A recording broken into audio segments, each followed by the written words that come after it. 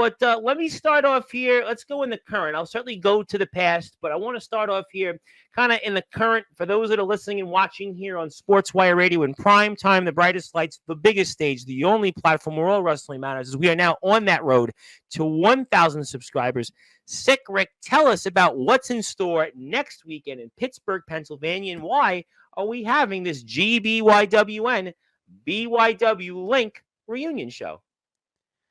Well, I think the most important thing is like just the title of the show, right? It's called It's Not Dead Yet, and it's more than like it isn't backyard wrestling. It isn't our community. It is us as people, man. And life goes by so quick. We made so many great friends while we were doing this stuff. Like we were all a lot of us ended up at each other's weddings and traveling across states just to hang out with people for the weekend, not wrestling related. Like we became legitimate family throughout this process. And for the last, I don't know, 7, 8, 9 years, we kind of like lost connection with each other a little bit, and a little bit maybe to do with the pandemic and growing up and everybody getting jobs and like really digging into the family life and getting married and all those things.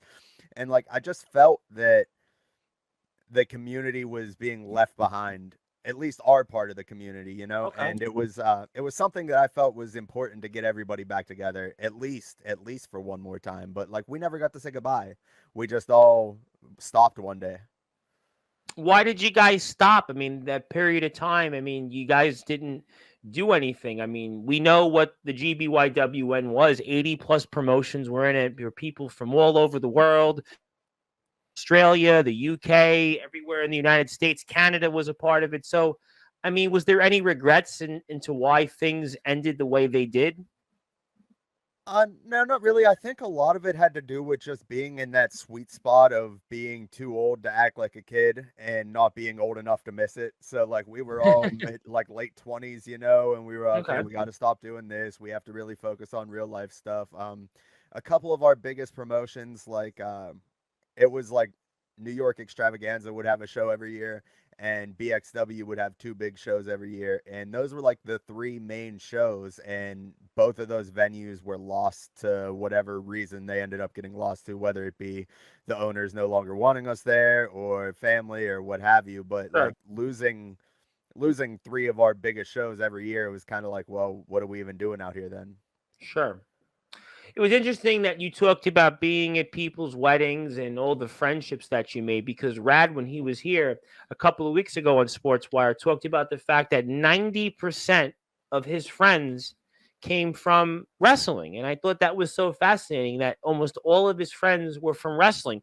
Was that the same for you and some of the rest of the guys in the GBYWN? I would say yeah, because we spent so much time together. So like your home fed, whoever you like came up around was probably your group of best friends, most likely. Mm, Because not only would we be traveling once or twice a month, we would also do 3 or 4 home shows every month. So we were always around these people. And then you would have the people that you talk to every day on the internet. You can't wait to go see them again in 30 days, 28 days, what have you, however long it takes to get back out. And it was one of those things where it just felt like we were going to be young forever, and these were our friends for the rest of our lives, and we were never going to lose touch with them. Like, how could we ever? And then sometimes you do, you know, and it sucked. So I wanted to do my best to like reclaim the community for the community.